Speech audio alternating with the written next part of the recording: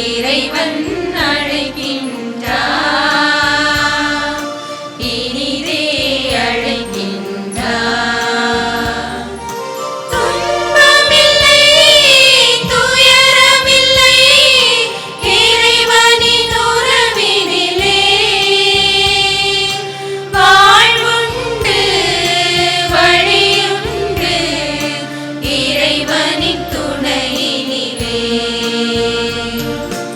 இறைவனின் வழியில் இணைந்திட வருவோம், இறைவன் அழைக்கின்றார், இனிதே அழைக்கின்றார்.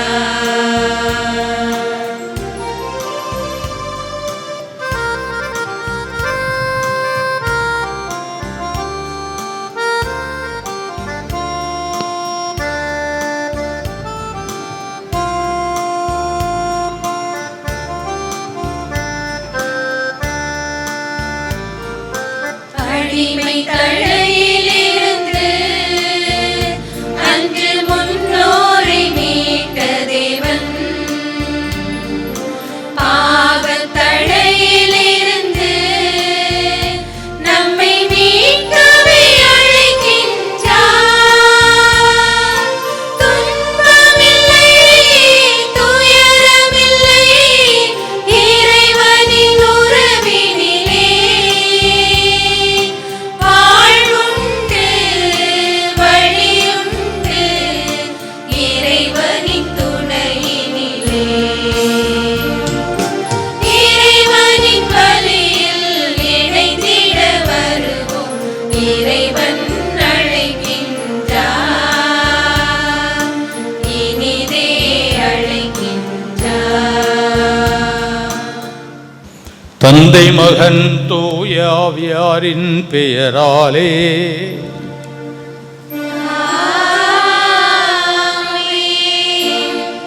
நம் ஆண்டவர் இயேசு கிறிஸ்துவின் அருளும் கடவுளின் அன்பும் தூய ஆவியாரின் நட்புறவும் உங்கள் அனைவரோடும் இருப்பதாக. ஆன்மாவோடும் இருப்பதாக. வெள்ளை மனதுடன் விவேக எண்ணமுடன் நித்தம் இறை உணர்வில் நிதானமாய் நடைபயின்று சுத்தத்தை தன் சொத்தாக்கி புத்தகத்தையே புகலிடமாக்கி வாசிப்பதை நேசித்து புத்தாக்க எண்ணங்களில் புது வடிவம் கொடுத்த நம் பாசத்திற்குரிய அன்பு அருட்சகோதரி மெஸ்மின் அவர்களின் 16வது நாள் நினைவு திருப்பலியில் அன்னாருக்காக சிறப்பு பலி நிறைவேற்ற இவன் வருகை புரிந்துள்ள அன்பு அருட்பணியாளர்கள் மற்றும் பலியில் பங்கேற்று ஜெபித்திட வருகை புரிந்துள்ள அனைத்து அருட்சகோதரிகள், முன்னாள் இந்நாள் பேராசிரியர்கள், அலுவலக நண்பர்கள் அனைவரையும் திருச்சிலுவை குடும்பம் சார்பாக அன்போடு அழைக்கின்றோம். நிகழ்வுகள் எல்லாம் நினைவலைகளாய், நெஞ்சம் சுமந்திடும் கனவலைகளாய், கெஞ்சும் கரங்களேந்தி இறைவா விம்மி நிற்கின்றோம் விடை தெரியாமல். விரைந்து எம் மனக்குமுறல்களை விரட்டிவிடு, அல்லது விடியாத எம் வினாக்களுக்கு விடை கொடுத்துவிடு. மறக்கவும் முடியவில்லை மரணத்தை, மறுக்கவும் இயலவில்லை இறை சித்தத்தை. அழகான அன்பான இதயம், அதிர்வுகளில்லா அமைதி தடாகம், இறுகிப்போன உணர்வுகளை கூட இதமாக்கி பார்க்கும் காந்த சொற்கள். இயற்கை அவரது இரவா தாய்மடி, செயற்கை கலவாத உள்ளத்தின் உரமடி. நீர் பாய்ச்சி வளர்த்து எடுத்த மரங்கள் நாங்கள் மரத்து போய் கிடக்கின்றோம். நீர் பாய்ச்சி வளர்த்து எடுத்த மரங்கள் நாங்கள் மரத்து போய் கிடக்கின்றோம் நின் மரணத்தை மறக்க முடியாமல். வாழ்த்துப்பா எழுத துடித்த எம்மை இரங்கல்பா எழுத வைத்தாயே. நிதர்சனங்களை நிச்சயித்த உம் மொழிகள் மௌனமாய் உறங்குகின்றதே இன்று மண்ணிற்குள். நேர்த்தியான பணிகளில் பயணித்த உம் வழிகளை விழிநீர் வழிந்தோடு நீர் சென்ற வழி தேடுகின்றோம். திசை தெரியாமல். பிரியமுடன் எம்மில் வாழ்ந்த உமக்கு பிரியா விடை கொடுத்து அனுப்பிவிட்டோமே. இறை மடியில் தவழும் மழலை நீ, திருவடிகளை அலங்கரிக்கும் மலர் நீ, எம் வாழ்வுக்கு வழிகாட்டும் ஒளி நீ. உம் ஆன்மா இறைவனில் இளைப்பார கண்களில் நீர் தேக்கி கரங்களில் வரமேந்தி நிற்கின்றோம். இறையே, நிறைவாழ்வு கொடுத்திடுங்கள் எம் உயிரான உயிர் அருட்சகோதரி மெஸ்மினுக்கு. தொடரும் இறைபலியில் நாம் தொடர்ந்து இறைஞ்சிடுவோம் சகோதரியின் ஆன்மை இளைப்பாற்றிக்காக.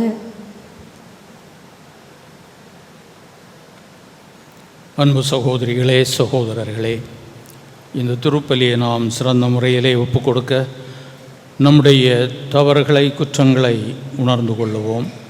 அருள் சகோதரி மெஸ்மின் அவர்களோடு நாம் வைத்திருந்த அன்பு உறவை நினைத்து கொள்ளுவோம். அவர்களுக்கு ஒருவேளை எதிராக தவறு இழைத்திருந்தால் அதையும் நாம் நினைத்து ஆண்டவரிடம் மன்னிப்பு மன்றாடுவோம்.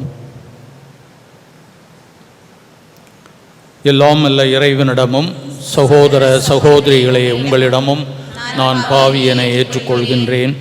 ஏனெனில் என் சிந்தனையாலும் சொல்லாலும் செயலாலும் கடமையில் தவறியதாலும் பாவங்கள் பல செய்தேன். என் பாவமே, என் பாவமே, என் பெரும் பாவமே. ஆகையால் எப்பொழுதும் கன்னியான புனித மரியாவையும் வானதூதர் புனிதர் அனைவரையும் சகோதர சகோதரிகளை உங்களையும் நம் இறைவனாகிய ஆண்டவரிடம் எனக்காக வேண்டிக் கொள்ள மன்றாடுகின்றேன். எல்லாம் அல்ல இறைவன் நம் மீது இரக்கம் வைத்து நம் பாவங்களை மன்னித்து நம்மை நிலைவாழ்வுக்கு அழைத்து செல்வாராக. ஆமென்.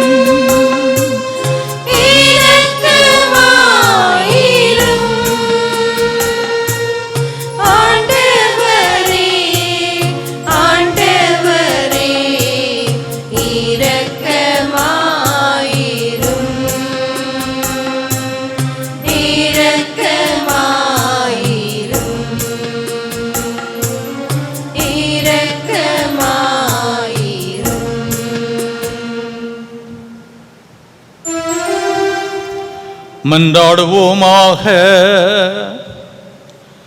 எல்லாம் வல்ல இறைவா, கிறிஸ்து மீது கொண்ட அன்புக்காக நிறையன்பின் வழியை பின்பற்றிய உமடியார் அருள் சகோதரி மெஸ்மினின் ஆன்மாவுக்காக மன்றாடுகின்றோம். அதனால் அவர் வரவிருக்கும் உமது மாட்சியில் இன்புற்றிருக்கவும் தம் சகோதரர் சகோதரிகளோடு உமது ஆட்சியின் என்றென்றும் உள்ள பேற்றினை பெற்று மகிழவும் அருள்வீராக. உம்மோடு தூயாவியாரின் ஒன்றிப்பில் இறைவனாய் என்றென்றும் வாழ்ந்து ஆட்சி செய்கின்ற எங்கள் ஆண்டவரும் உம் திருமகனுமாகிய இயேசு கிறிஸ்து வழியாக உம்மை மன்றாடுகின்றோம்.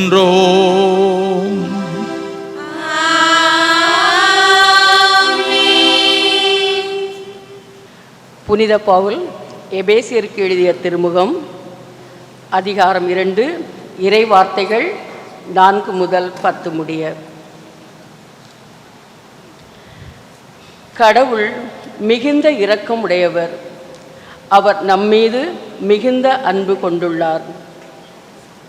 குற்றங்களின் காரணமாய் இறந்தவர்களாயிருந்த நாம் அன்பின் மூலம் இணைந்து உயிர் பெற செய்தார். நீங்கள் மீட்கப்பட்டிருப்பது அந்த அருளாலேயே. இயேசு கிறிஸ்துவோடு இணைந்த நிலையில் நாம் அவரோடு உயிர்த்தளவும் விண்ணுலகில் அவரோடு அமரவும் செய்தார்.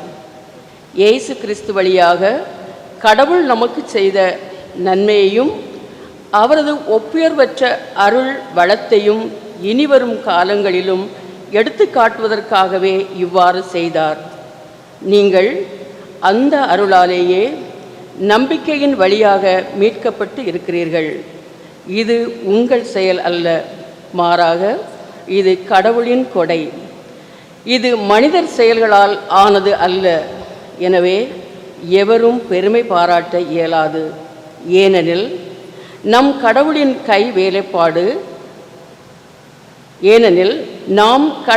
கை வேலைப்பாடு நற்செயல்கள் புரிவதற்கு என்றே இயேசு கிறிஸ்து வழியாய் படைக்கப்பட்டிருக்கிறோம். இவ்வாறு நற்செயல்கள் புரிந்து வாழும்படி கடவுள் முன்கூட்டியே ஏற்பாடு செய்திருக்கிறார். ஆண்டவரின் அருள்வாக்கு.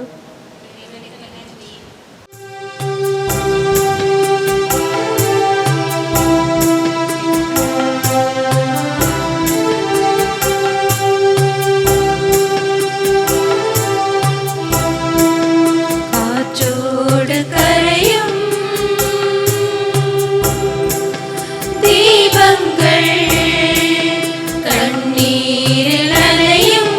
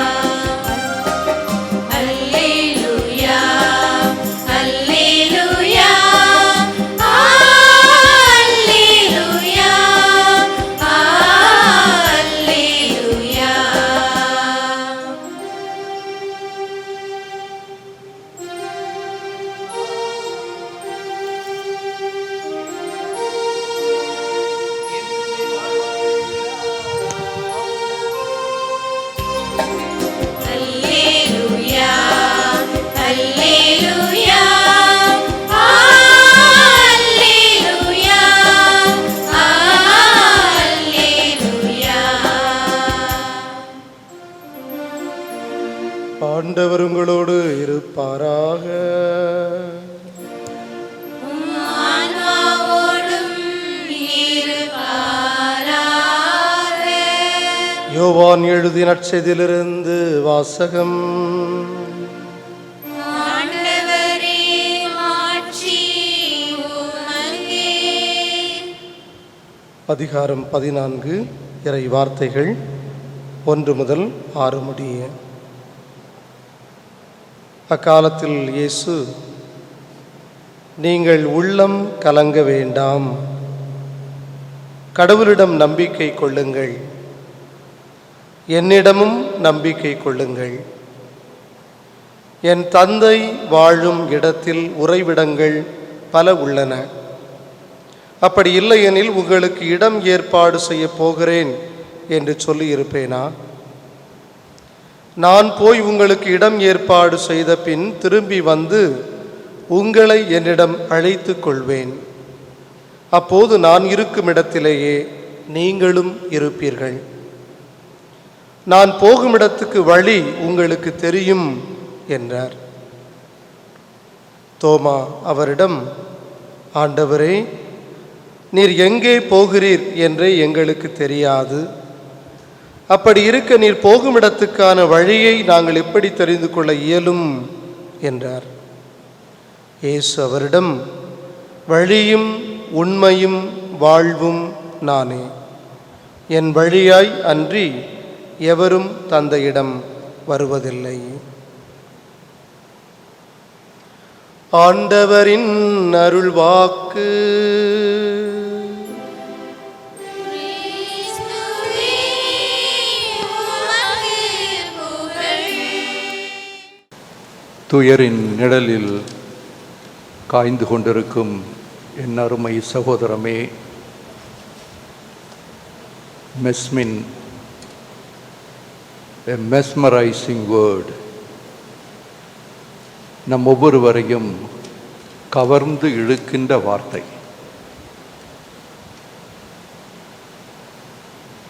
1981ஆம் ஆண்டு என்னை அவர் கவர்ந்து இழுத்தார். சகோதரி ஃபெலிசியாவை எனக்கு இன்ட்ரடியூஸ் பண்ணுவதற்காக இளங்குறும்படத்தில் இருவரும் வந்து சேர்ந்தார்கள். ஓடோடி என்னிடம் வந்து, Felix, I have brought a new girlfriend for you என்று சொன்னார். யார் என்று கேட்டேன். ஃபெலிசியா உங்கள் பெயரோடு சேர்ந்தவள் தான் என்று. அன்று முதல் நாங்கள் மூவருமே ஒரே நட்பில் இணைந்து வந்தோம், வாழ்ந்து வந்தோம். இன்பத்திலும் துன்பத்திலும் 3 பேரும் பங்கெடுத்தோம் என்பதில் ஐயப்பாடு இல்லை என்பது சகோதரி ஃபெலிசியாவுக்கு தெரியும். மரணம் இப்பொழுது அவரை எங்களிடமிருந்தும் உங்களிடமிருந்தும் பிரித்து விட்டது. மரணம் ஒருபோதும் ஞானியை ஆச்சரியத்தில் ஆழ்த்தாது. ஏனெனில் அவர் எப்பொழுதும் செல்வதற்கு தயாராக இருப்பார். எனவேதான் தான் இறப்பதற்கு முன்னிலையில் சகோதரி மெஸ்மின் அவரது தங்கையிடம், ஷீலாவிடம் சொன்ன வார்த்தைகள், நான் ஆண்டவர்கிட்ட போகிறேன், நான் ஆண்டவர்கிட்ட போகிறேன். So she had already an instinct that God was calling her. கடவுள் அவரை அழைத்தார். இந்த வார்த்தைகள், நான் ஆண்டவர்கிட்ட போறேன் என்ற வார்த்தைகள் அவரது ஆழமான விசுவாசத்திற்கு ஒரு அடையாளமாக இருக்கின்றது. எல்லோரும் சொர்க்கம் செல்ல விரும்புகின்றோம், ஆனால் யாரும் மரணத்தை முழுமையாக விரும்புவதில்லை. இதுதான் நம்மிடையே வாழ்கின்ற ஒரு எதிர்மறையான கூற்று. மரணம், இறப்பு என்றால் என்ன? மருத்துவர்களிடம் சென்றால் எல்லாம் முடிஞ்சது என்று சொல்வார்கள். எல்லாம் முடிந்து விட்டது. இதைத்தான் ஆண்டவர் இயேசுவும் சொன்னார், எல்லாம் நிறைவேறிற்று. ஆனால் அவர் சொன்ன வார்த்தைகளுக்கு மறு அர்த்தமும் உண்டு. அதை பின்னர் பார்ப்போம். எல்லாம் முடிஞ்சு போச்சு என்றால் அதன் அர்த்தம் என்ன? உடல் அழிந்து விடுகின்றது, மனம் கசிந்து விடுகின்றது, வேலைகளெல்லாம் முடிந்து விடுகின்றன, நமது லட்சிய பேராவல்கள் முற்றுப்புள்ளி பெறுகின்றன, நாம் கட்டி எழுப்பியவை அனைத்தும் முடிந்து போகின்றன, செய்ய விரும்புபவை இனிமேல் செய்ய முடியாத நிலை, செய்து முடிக்காதவை அப்படியே விட்டுவிடுகின்ற நிலை, செய்து முடிக்க முயற்சி செய்தவை இன்னும் அப்படியே இருக்கின்றன, முயற்சியின் உருவத்தில், ஆனால் மரண வடிவில் இருக்கின்றன. இத்தகைய நிலையில் ஆண்டவர் இயேசு எல்லாம் நிறைவேறிற்று என்று சொன்ன வார்த்தைகளுக்கு முழுமையான அர்த்தம் என்ன? அவர் போய்விடுவார் என்று அல்ல, மீண்டும் வருவார் என்பதுதான். இந்த நற்செய்தியிலே கேட்டோம், நான் போய் உங்களுக்கு இடம் ஏற்பாடு செய்ய போகின்றேன், திரும்பி வந்து உங்களை அழைத்து செல்வேன் என்னிடம். நான் போய் உங்களுக்கு இடம் ஏற்பாடு செய்ய போகின்றேன். அன்பு சகோதர சகோதரிகளே, மெஸ்மின் நம் ஒவ்வொருவருக்காகவும் இடம் தயாரிக்கவே சென்றிருக்கின்றார். ஆனால் நம்மில் எத்தனை பேர் மகிழ்ச்சியாக முழு மனதுடன் மரணத்தை விரும்புகின்றோம்? ஏனெனில் நாம் இன்னும் இந்த உலகை விட்டு செல்வதற்கு விரும்புவதில்லை. வாழ்கின்ற மக்களுக்கு விழா எடுக்க விரும்புகின்றோம். அதைத்தான் ஒரு அறிஞர் சொல்லுவார், வாழ்பவர்களுக்கு ஆற்ற வேண்டிய கடமைகள் இருப்பது போல இறந்தவர்களுக்கும் நாம் ஆற்ற வேண்டிய கடமைகள் உள்ளன.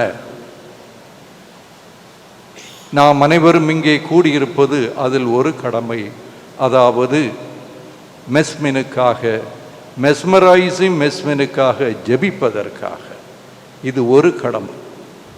இரண்டாவது கடமை, அவரது நற்பண்புகளையும் நற்செயல்களையும் நாம் வாழ்வில் கடைபிடிக்க வேண்டும். அதுதான் அவருக்கு நாம் செய்கின்ற நற்செயலாக இருக்கும், நன்றி கடனாக இருக்கும். பிறப்பை கொண்டாடுவது போல இறப்பை கொண்டாட நமக்கு தெரியவில்லை என்றால் இந்த உயிர் பற்றி நமக்கு தெரியவில்லை என்றுதான் அர்த்தம். அப்படி மறந்து விடுகின்றோம் என்றால், இவரது இறப்பையும் நாம் கொண்டாடவில்லை என்றால் அவரை பற்றி நமக்கு முழுமையாக தெரியாது என்றே சொல்லலாம். அன்பர்களே, இந்த திருப்பலியானது நாளைய தினம் இருந்திருக்க வேண்டும். ஏனெனில் நாளைய தினம்தான் புனித மெஸ்மினின் திருவிழா. டிசம்பர் 15ஆம் தேதிதான் 520ஆம் ஆண்டு அவர் இறந்தார். அவர் யார்? எப்படிப்பட்டவர்? தனது மாமனார் ஒரு இடத்திலே தலைமை குருவாக இருந்தார், பிரான்ஸ் நாட்டில். அவரை தொடர்ந்து இவரும் அவரோடு இணைந்து வாழ்ந்தார். மக்கள் அரசருக்கு எதிராக எழுந்த ஒரு கலகத்தில் இவர்கள் இருவரும் இணைந்து அந்த கலகத்தை அமர்த்தி அரசரோடு சமாதானம் செய்து கொண்டார்கள். எனவே அரசர் இவர்களை பாராட்டினார். இவர்கள் துறவி ஆவதற்கு தனி இடத்தை ஒதுக்கி வைத்தார். அப்படிப்பட்ட வேளையில்தான் இவர் தியானம் செய்வதற்காக ஒரு குகையின் உள்ளே நுழைகின்றார் மெஸ்மின். அங்கே ஒரு பறவை நாகத்தோடு போரிட வேண்டிய ஒரு சூழ்நிலை ஏற்படுகின்றது. அதாவது ஒரு தீய சக்தியோடு போரிட வேண்டிய நேரம் வருகின்றது. அதன் மேல் வெற்றி கொண்டார். இரண்டாவது இவரது சிறப்பு என்னவென்றால், இவரது சகோதரி, இவரது குடும்பம் முழுவதுமே கிறிஸ்தவ குடும்பமாக இருக்கவில்லை. ஆனால் இவரது சகோதரி கிறிஸ்தவனாக மாறிய செய்தியை கேட்டவுடன் அவரது தந்தை இவளது கழுத்தை துண்டிக்க வேண்டும் என்று சொன்னார்கள். துண்டிக்கப்பட்ட கழுத்தை மெஸ்மின் எடுத்து ஒரு இடத்திலே புதைக்க சென்றார். புதைத்த இடத்திலிருந்து ஒரு நீரூற்று உருவானது. அந்த நீரூற்றானது பலவிதமான நோய்களை, குறிப்பாக காய்ச்சல் நோயை குணமாக்கியது. அன்றிலிருந்து இவரும் மனம் மாறி உண்மையான துறவியாக வாழ வேண்டும் என்ற எண்ணத்தில்தான் தனது மாமனாரை பின்பற்றி துறவியாக வாழ்ந்தார். எனவே குணம் கொடுக்கும் நீரூற்று இவரது வாயிலிருந்து, இவரது செயலிலிருந்து வெளிப்பட்டது என்பதை அறிந்தவர்களாக திருச்சபையானது மகிழ்ச்சியுற்றது. எனவே அவருக்கு பட்டமும் புனிதர் பட்டமும் வழங்கியது. காலப்போக்கில் புனிதர் பட்டம் கிடைக்க வேண்டும் என்றால் நாம் ஒரு புது படைப்பாக மாற வேண்டும். அண்மையிலே தேவசகாயம் பிள்ளைக்கு புனிதர் பட்டம் கொடுக்க போகின்றார்கள் என்று அனைவரும் மகிழ்ச்சி அடைகின்றோம். எதற்காக? அவர் ஒரு புது படைப்பாக மாறினார். கிறிஸ்துவை ஏற்றுக்கொண்டு அவர் புது படைப்பாக மாறினார். நாமெல்லாம் சாதாரண படைப்புகளாக இருக்கின்றோம். ஆனால் திருமுழுக்கு வழியாக புது படைப்பாக மாறினோம். புது படைப்பு என்றால் கிறிஸ்துவை அன்பு செய்வதற்காகவும், அவரது சமூகத்தை அன்பு செய்வதற்காகவும், அவரது சமூகம் எங்கெல்லாம் வாழ்கின்றதோ அவர்களையெல்லாம் சேர்த்து அணைத்து கிறிஸ்துவில் கொண்டு வர வேண்டும் என்பதற்காகத்தான் ஒரு புது படைப்பாக மாற வேண்டும். புது படைப்பு என்று சொல்லும் பொழுது தூய ஆவியானவர் அங்கே அவரது அன்பின் தீயினால் நம் ஒவ்வொருவரையும் பற்றி எறிய செய்கின்றார். அப்படி பற்றி எறிந்தவர்தான் புனித மெஸ்மின் என்பதை அவரது வரலாறு நமக்கு குறிப்பிடுகின்றது. இந்த மறுபிறப்பைத்தான் ஆண்டவர் இயேசு நிக்கதேமிடம் சொன்னார், மறுபடியும் பிறந்தாலன்றி எவரும் இறையாட்சியை காண இயலாது என மிக உறுதியாக உங்களுக்கு சொல்லுகின்றேன் என்று சொன்னார். அப்படி என்றால் சகோதரர்களே, சகோதரிகளே, நம் ஒவ்வொருவருக்கும் ஒரு மறுபிறப்பு இருக்கின்றது. மறுபிறப்பு என்று சொல்லும் பொழுது நாம் தூய ஆவியின் அன்பில் நிலைத்து வாழ வேண்டும் என்பதுதான். அப்படி என்றால் மெஸ்மின் உண்மையாகவே தூய ஆவியின் செயலால் ஈடுபட்டாரா அல்லது புது படைப்பாக மாறினாரா? அதைத்தான் நாம் இன்று சிந்திக்க வேண்டும். உண்மைதான், அவர் ஒரு புனிதமான வாழ்வை வாழ்ந்தார். எவ்வாறு? அவரது நட்பு புனிதமான நட்பு, தீங்கு இழைக்காத நட்பு, பண்பில் பிறந்த ஒரு நட்பு. அவரது புன்னகை அமைதியான புன்னகை, அழகான புன்னகை. அந்த புன்னகையை பார்த்தாலே அவரிடம் பேச வேண்டும் என்ற ஒரு சுவை நம் ஒவ்வொருவருடைய இதயத்திலும் பிறக்கும். அதே நேரத்தில் அவர் தனது உரிமையை ஒரு நாளும் விட்டு கொடுத்ததில்லை. எதற்காக? பொது நலனை கருதி நீதியை நிலைநாட்டுவதற்காக தனது சுய உரிமையை அவர் விட்டு கொடுப்பதில்லை. திருச்சிலுவை சபையில் இருக்கின்ற அனைவருக்குமே தெரியும் சகோதர சகோதரிகளே, தனி உரிமை, தனக்கென்று உரிமை இருக்கின்றது. அந்த உரிமைக்கு எதிராக எவராவது வந்தால் நான் நீதியை நிலைநாட்டுவதற்காக போராடி அந்த உரிமையை நிலைநாட்டுவேன் என்று கங்கணம் கட்டியவர். அதோடு அவரது நட்புத்தன்மை, பக்கத்தில் இருந்தாலும் சரி தூரத்தில் இருந்தாலும் சரி, அவரது உடன் இருப்பை அவரது நண்பர்களோடு தோழிகளோடு எப்பொழுதும் பகிர்ந்து கொள்கின்றவர். அதே வேளையில் அவரை பற்றி என்ன விமர்சனம் செய்தாலும் கோபப்படாத ஒரு விமர்சகர். முதலில் நான் அவரை குறுமடத்தில் சந்தித்தேன். இறுதியாக அவரை சந்தித்தது ஃபார்மேஷன் ஹவுஸில். அவரது மதர் ஜெனரல் வந்த பொழுது என்னை திருப்பலிக்கு அழைத்திருந்தார்கள். திருப்பலி மறையுறை முடிந்து பூச திருப்பலியும் முடிந்து வெளியே வந்து கொண்டிருக்கும் பொழுது பக்கத்தில் வந்து சொன்னார்கள், ஃபெலிக்ஸு நல்லா தான் பேசுனீங்க, நம்ம சத்தமாக பேசியிருக்கலாமே அப்படின்னு. இப்போ நான் சொன்னேன், செவிடிகளுக்கு கேட்காது அப்படின்னு. அது ஒருவரை குற்றப்படுத்துவது போல தோன்றும், ஆனால் நான் உரிமையோடு சொன்னேன். அவர்கள் என்ன செய்தார்கள்? சொந்தம் சொல்லவில்லை. she gave a broad smile. அதில் எனக்கு புரிந்து விட்டது எனது நட்பு எவ்வளவு ஆழமாக இருக்கின்றது, எவ்வாறு அவர் தனது அன்பை பிறருக்கு எடுத்து காட்டுகின்றார் என்பது. ஆனால் எந்த விதமான துன்பங்கள் இடர்பாடுகள் வந்தாலும் she never grew weary of any trouble. இதைத்தான் புனித பவுலடியார் எபேசியருக்கு எழுதிய திருமுகத்திலே சொல்லுகின்றார், உங்கள் பொருட்டு நான் துன்பங்களை கண்டு நீங்கள் மனம் தளர்ந்து போகாதபடி உங்களை வேண்டுகின்றேன். மனம் தளராத நிலையில்தான் மெஸ்மின் வாழ்ந்து வந்தார். எனவே எப்பொழுதும் அவரிடத்தில் மகிழ்ச்சி உண்டு. அவரை பார்க்கின்றவர்கள் எப்பொழுதும் அவரிடம் பேச வேண்டும் என்ற ஒரு எண்ணத்தை அவர் கொடுத்து கொண்டே இருப்பார். எனவே இவர் தூய்மையான வாழ்க்கை வாழ்ந்தவர், பிறர் அன்பில் நிலைத்து வாழ்ந்தவர், சுய அன்பையும் விட்டு கொடுக்காமல் இறையன்பிலும் விசுவாசத்திலும் பிறர் அன்பிலும் வாழ்ந்தவர் என்பது நமக்கு புலனாகின்றது. இவரது நல்ல பண்புகள் என்ன?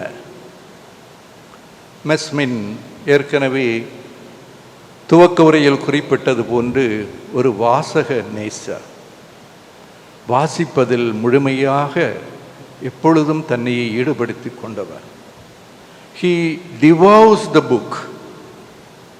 எந்த புத்தகத்தை எடுத்தாலும் முழுமையாக வாசித்து அதனை கிரகித்து தலையில் ஏற்றிக்கொள்வார். and her memory is prodigious. நினைவாற்றல் பயங்கரமான நினைவாற்றல். அது சாதாரண பொதுமையை பற்றி மட்டுமல்ல, குறிப்பான ஒவ்வொன்றையும் பற்றியும் அவர் ஞாபகத்திலே வைத்திருப்பார், நினைவாற்றலில் வைத்திருப்பார். அப்படிப்பட்ட ஒரு ஆற்றல் பண்பு உள்ளவர். Reading has ever been a passion with her. அதை அவர் முழுமையாக அன்பு செய்தார். நேரம் காலம் தாழ்த்தவில்லை. எனவே நான் என்ன நினைக்கின்றேன் என்றால், இப்பொழுது அவர் சென்றிருக்கின்ற இடத்திலே she may be looking for an inexhaustible library of new and good books where she can browse for all eternity.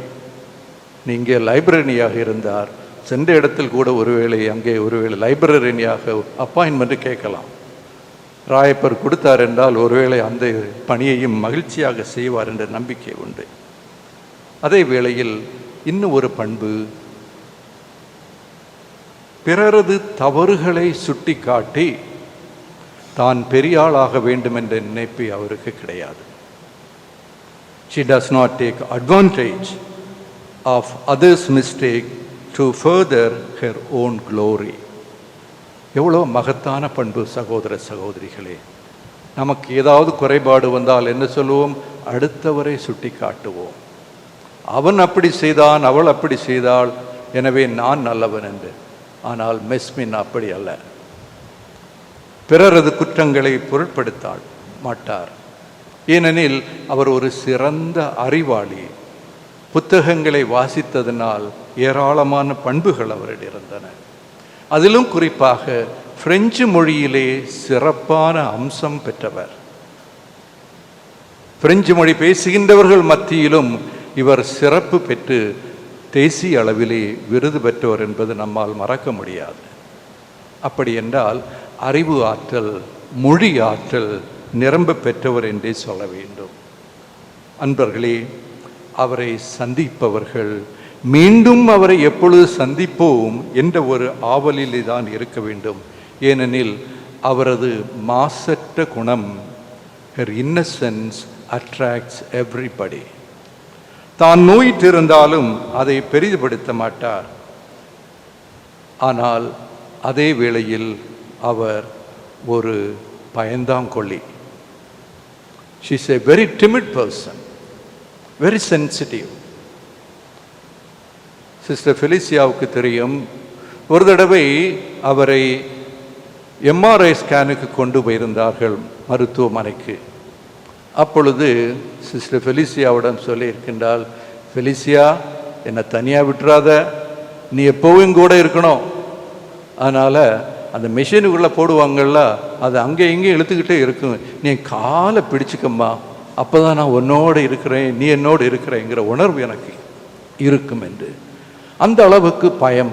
ஆனால் அதே நேரத்தில் மனதிலே ஒரு திடன் உண்டு என்பது அவருக்கு தெரியும், நம் ஒவ்வொருவருக்குமே தெரியும். அன்பர்களே, ஆண்டவர் இயேசு தன்னை உலகை விட்டு பிரிந்து செல்லும் பொழுது ஆறுதல் வார்த்தை சொன்னார் அவரது சீடர்களிடம். ஏனெனில் அவரது எண்ணத்தின்படி நாம் ஒவ்வொருவருமே கடவுளின் கை வேலைப்பாடு. அந்த கை வேலைப்பாடு எப்பொழுதும் இறைவனை துதித்து கொண்டு இருக்க வேண்டும். இத்தகைய கை வேலைப்பாட்டினால்தான் அவர் பரந்த சமூகத்தை தனதாக, தனது நண்பர்களாக, தோழிகளாக மாற்றி வைத்திருக்கின்றார். அவரை இழந்து தவிக்கின்ற மதர் ஜெனரல், கவுன்சில் மெம்பர்ஸ், அவர் வாழ்ந்த துறவற இல்லங்கள், சமூகங்கள், அவரது அன்பு சகோதரி ஷீலா குடும்பத்தார், ஏனைய அவரது நண்பர்கள் அனைவருக்குமே எனது இதயம் கலந்த இரங்கல்களும் ஜெபங்களும். நாம் ஒன்றை மட்டும் நினைவில் கொள்ள வேண்டும், எத்தகையோராக இருந்தாலும் வாழ்க்கை நிச்சயமற்றது, மரணம் மட்டுமே நிச்சயமானது. Life is fragile. வைரமுத்து கவி பேரரசு சொல்லுவார், சில நாழிகை வாழும் சிற்றீசல் கூட வெளிச்சத்தை தேடும். சில நாழிகை வாழும் சிற்றீசல் கூட வெளிச்சத்தை தேடும்.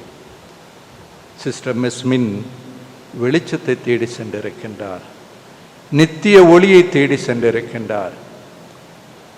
அவர் தேடி சென்றிருக்கின்ற ஒளியானது நம் ஒவ்வொருவர் மீதும் பரவ வேண்டுமென்று நாம் இறைவனை வேண்டுவோம். வாழ்க்கை என்னும் வகுப்பறையில் ஒவ்வொரு மாணவனுக்கும் ஒவ்வொரு மாணவிக்கும் இறுதி பாடம் மரணம். நம் ஒவ்வொருவருக்கும் வருகின்ற இறுதி பாடம் மரணம். உயிர்கள் பிரியும், உடல்கள் அழியும், உயிரே என்னை நீ பிரியாதே. துயர்கள் மூடும் தூழியாயாடும், உறவே என்னை நீ பிரியாதே. இரவின் மடியில் இதயம் உடையும், இறைவா துணை நீ மறவாதே. சிறகின் நிழலில் உறவின் தழலில் தலைவா தழுவிட மறவாதே. உயிர்கள் பிரியும், உடல்கள் அழியும், உயிரே என்னை நீ பிரியாதே. உயிர்கள் பிரியும், உடல்கள் அழியும், உயிரே என்னை நீ பிரியாதே. உயிரே என்னை நீ பிரியாதே. மன்றாட்டுக்களுக்கு நாம் எழுந்து நிற்போம். அதற்கு முன்பு ஒரே ஒரு குறிப்பு. நான் இந்த சிறிய குறிப்பேட்டை சிஸ்டர் ஃபெலிஷியாவிடம் சொல்லி பெற்றுக்கொண்டேன். சகோதரி மெஸ்மின் அவர்கள் குறிப்பெடுத்து வைத்திருந்த ஒரு அருமையான சிறிய குறிப்பேடு, தன்னுடைய வாசிப்பு அந்த பழக்கத்திலிருந்து ஏராளமான ஆத்தர்ஸ், அதிலிருந்து கேப்டிவேட்டிங் சென்டென்சஸ், அதில் நான் கண்ணோட்டமிட்டு பார்க்கின்ற பொழுது இறுதி அந்த கணம், பல குறிப்புகள் அப்படித்தான் இருக்கிறது. இறுதியாக நடக்கப் போவதை சுட்டிக்காட்டி எழுதுவதாக அது இருக்கிறது. அதில் ஒரு 4 வரிகளை மட்டும் நான் வாசிக்கின்றேன். In the end, only 3 things matter: how much you loved, how gently you lived, how gracefully you let go of things not meant for you. This is actually Buddha's statements. How gently you lived, how much you loved, and how gracefully you let go of things not meant for you. இதையே இந்த மன்றாட்டுக்களுக்கு துவக்க வார்த்தைகளாக எடுத்து தந்தையை நோக்கி இப்பொழுது மன்றாடுவோம்.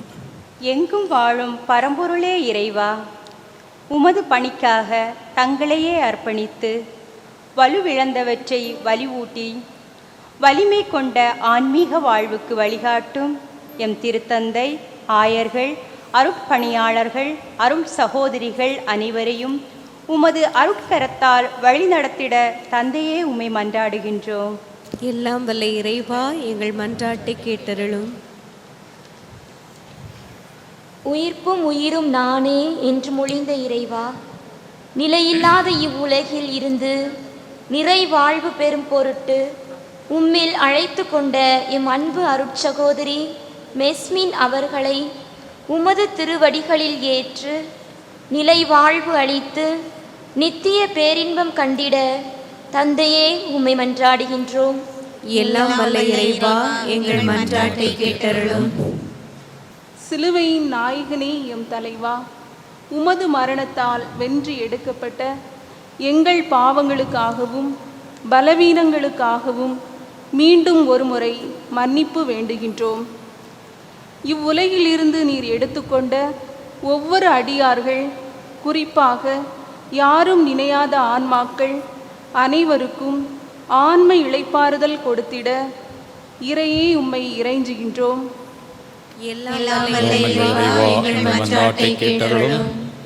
வழிகாட்டும் தெய்வமே இறைவா, எம் தாய் திருநாடு, அதில் வாழும் மானுடம், குறிப்பாக திருப்பலி ஒப்புக்கொடுக்கும் எம் அருட்பணியாளர்கள், அருட்சகோதரிகள், எம் திருச்சிலுவை குடும்பம், நலன் விரும்பிகள், முன்னாள் இந்நாள் பேராசிரியர்கள், அலுவலக நண்பர்கள், மாணவிகள், அவர்கள் தம் குடும்ப உறுப்பினர்கள் ஒவ்வொருவரையும் உமது பேரன்பால் நாளும் காத்திடவும், கால மாற்றங்களினால் ஏற்படும் பேராபத்துகளிலிருந்து பாதுகாத்திடவும் தந்தையே உம்மை மன்றாடுகிறோம்.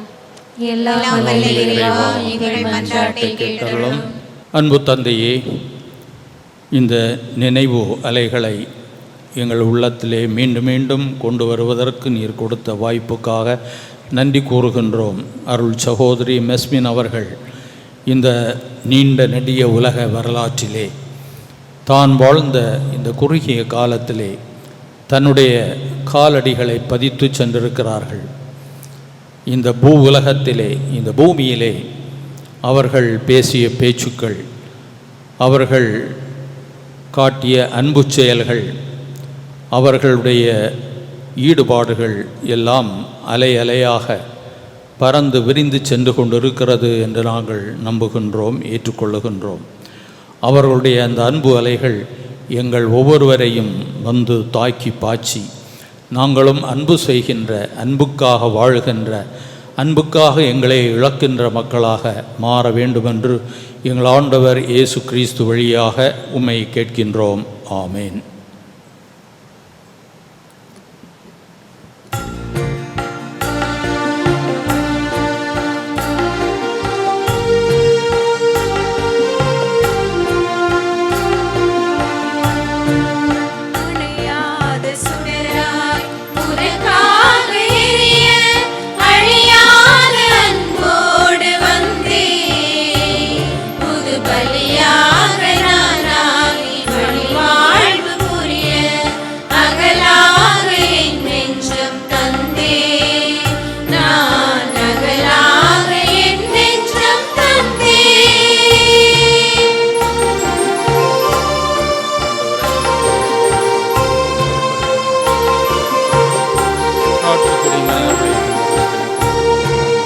அழகான இதயம் நீ தந்தது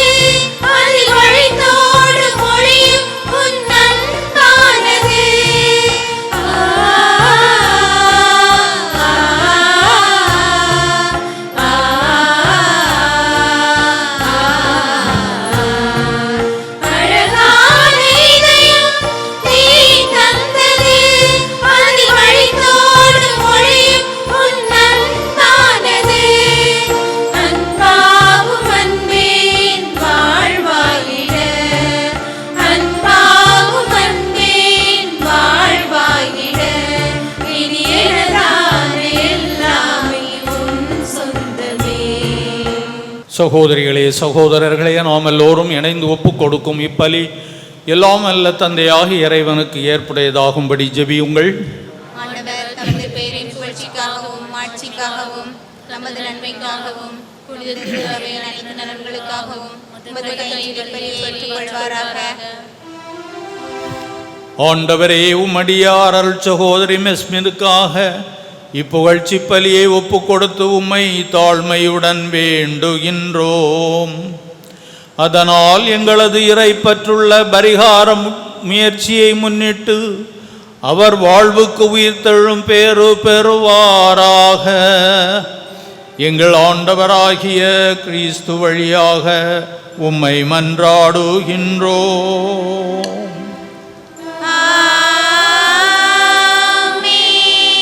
ஆண்டவர் உங்களோடு இருப்பாராக.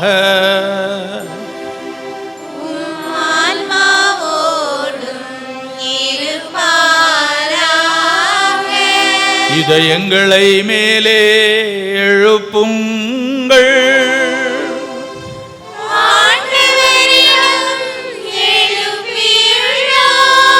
நம் இறைவனாகிய ஆண்டவருக்கு நன்றி கூறுவோம்.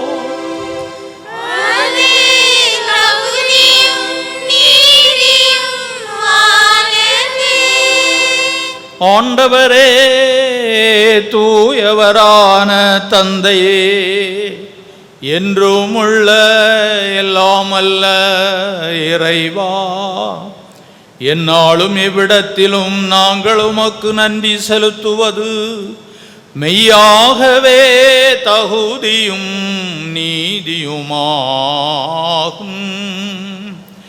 எங்கள் கடமையும் மீட்புக்குரிய செயலுமாகும். உமது ஆணைப்படி நாங்கள் பிறக்கின்றோம். உமது திருவுளம் எங்களை ஆண்டு நடத்துகின்றது. உமது கட்டளைக்கு ஏற்ப மண்ணி நின்று உருவான நாங்கள் பாவத்தின் விளைவாக மண்ணுக்கே திரும்புகின்றோம். எனினும் திருமகனின் சாவால் மீட்க பெற்றுள்ள நாங்கள் உமது திருவுளப்படி அவருடைய உயிர்ப்பின் மாட்சிக்கு எழுப்பப்படுகின்றோம். ஆகவே வான தூதரணிகளோடும் புனிதரின் பெருந்திரளோடும் நாங்கள் சேர்ந்து உமக்கு புகழ்ச்சி பணிசைத்து முடிவின்றி சொல்வதாவது: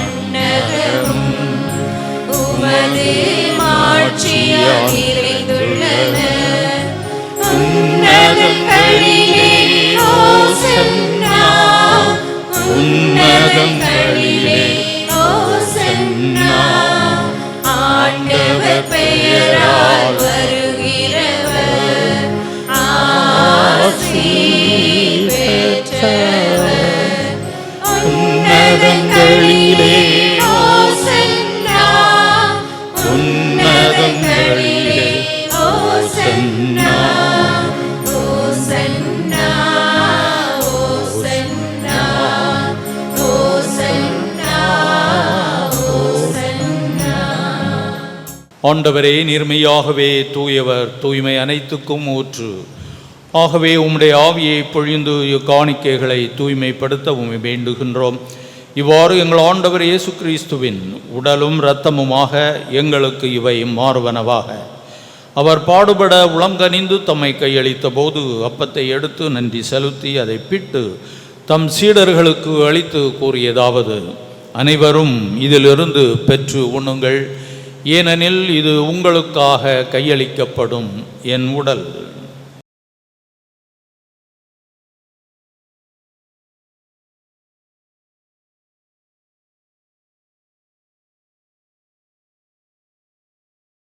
அவ்வண்ணமே இரவு விருந்தை அருந்தியபின் கிண்ணத்தையும் எடுத்து மீண்டும் உமக்கு நன்றி கூறி தம் சீடர்களுக்கு அளித்து அவர் கூறியதாவது, அனைவரும் இதிலிருந்து பெற்று பருகுங்கள், ஏனெனில் இது புதிய நிலையான உடன்படிக்கைக்கு உரிய என் இரத்தத்தின் கிண்ணம். இது பாவ மன்னிப்புக்கென்று உங்களுக்காகவும் பலருக்காகவும் சிந்தப்படும். இதை என் நினைவாகச் செய்யுங்கள்.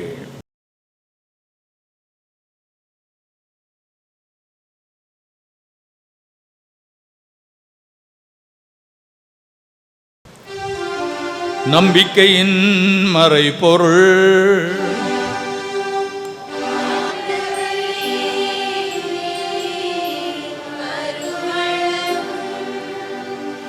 உமது இறப்பினை அறிக்கையிடுகின்றோ,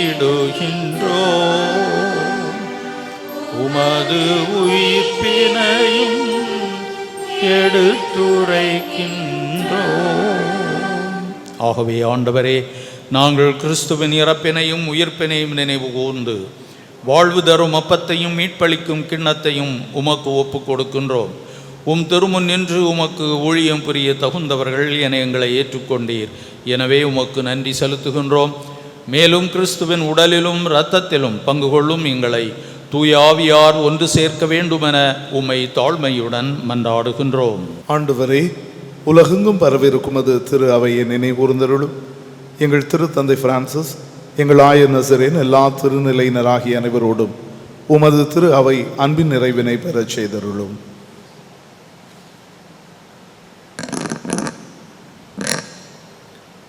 நீரை உலகிலிருந்து உம்மிடம் அழைத்து கொண்ட அருட்சகோதரி மெஸ்மின் என்னும் உம் அடியாரை நினைவு கூர்ந்தருளும். உம் திருமகனோடு அவருடைய இறப்பில் இணைக்கப்பட்டிருந்த இவர் உயிர்ப்பிலும் அவரை போல இருக்கச் செய்தருளும். மேலும் உயிர்த்தெழும் எதிர்நோக்குடன் துயில் கொள்ளும் எங்கள் சகோதரர் சகோதரிகளையும் இறந்தோர் அனைவரையும் இரக்கத்துடன் நினைவு கூர்ந்து உமது திருமுக ஒளியினுள் ஏற்றருளும். எங்கள் அனைவர் மீதும் இரக்கமாயிரும். கடவுளின் கன்னித்தாயான புனித மரியா, அவருடைய கணவரான புனித யோசேப்பு, புனித திருத்தூதர்கள், இவ்வுலகில் உமக்கு உகந்தவராய் இருந்தோராகிய புனிதர் அனைவருடனும் நாங்கள் நிலை வாழ்வில் பங்கு கொள்ளும் தகுதி பெற்று உம் திருமகன் இயேசு கிறிஸ்து வழியாக உம்மை புகழ்ந்தேத்து மரமருள உம்மை மன்றாடுகின்றோம். எல்லாம் அல்ல இறைவனாகிய தந்தையே, தூய ஆவியாரின் ஒன்றிப்பில் எல்லா புகழும் மாட்சியும் என்றென்றும் உமக்கு உரியதே.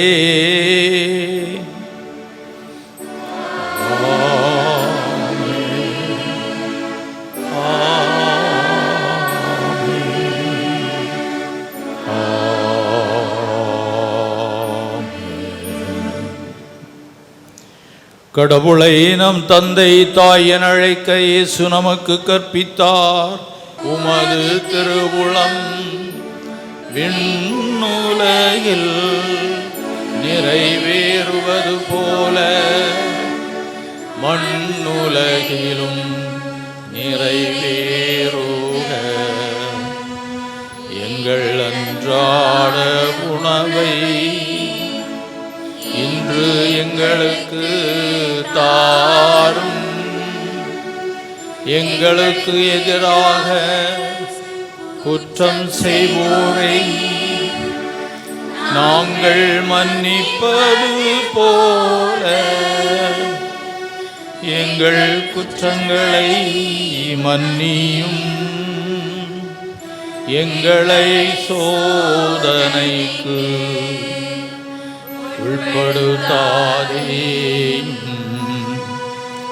தீமையிலிருந்து எங்களை விடுவித்தருளும்.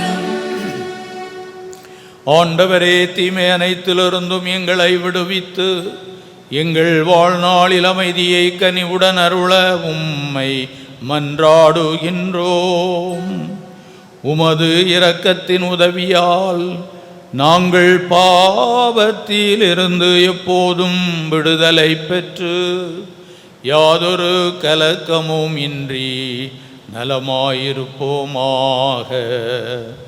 நாங்கள் எதிர்நோக்கி இருக்கும் பேரின்பத்துக்காகவும் எம் மீட்பராகிய இயேசு கிறிஸ்துவின் வருகைக்காகவும் காத்திருக்கின்றோம்.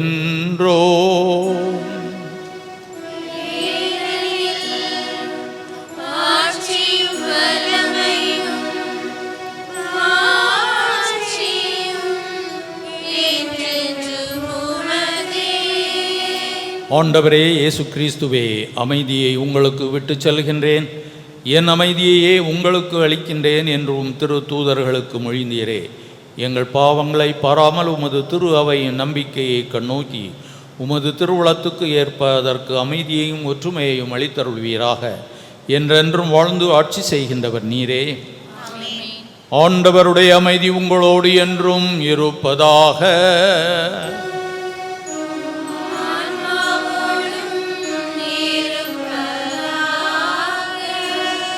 அமைதியின் வாழ்த்துக்களை சொல்லி பகிர்ந்து கொள்ளுவோம்.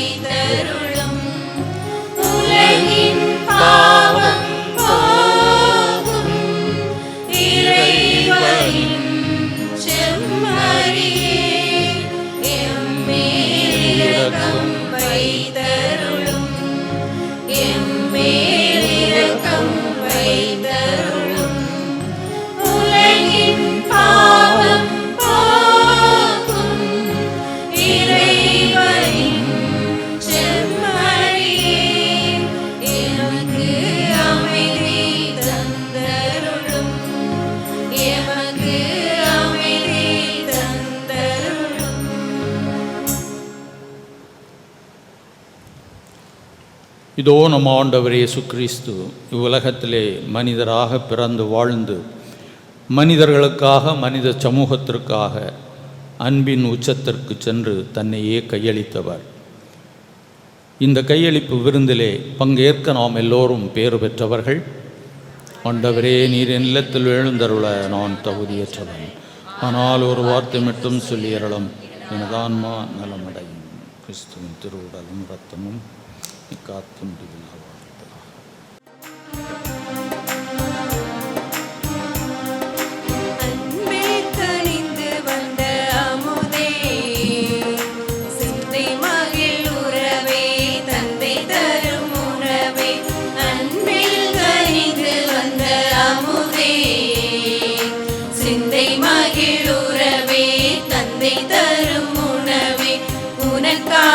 நான் ஏங்கி தவித்தேன்.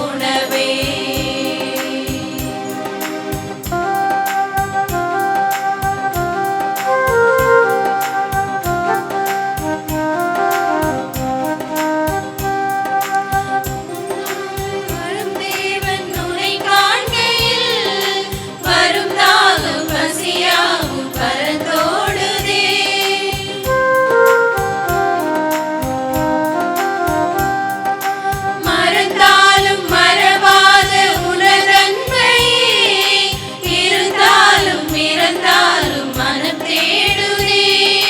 பசியார பரிவோடு அழைக்கின்றேன் வா, இசையோடு தமிழ் சேரும் சுவை காணவே. உனை தேடி உனை நாடி நிறைவாகுவே, உன்னில் உருவாகுவே. அன்பில் கலிந்து வந்த அமுதே, சிந்தை மகிழ் உறவே, தந்தை தரும் உணவே.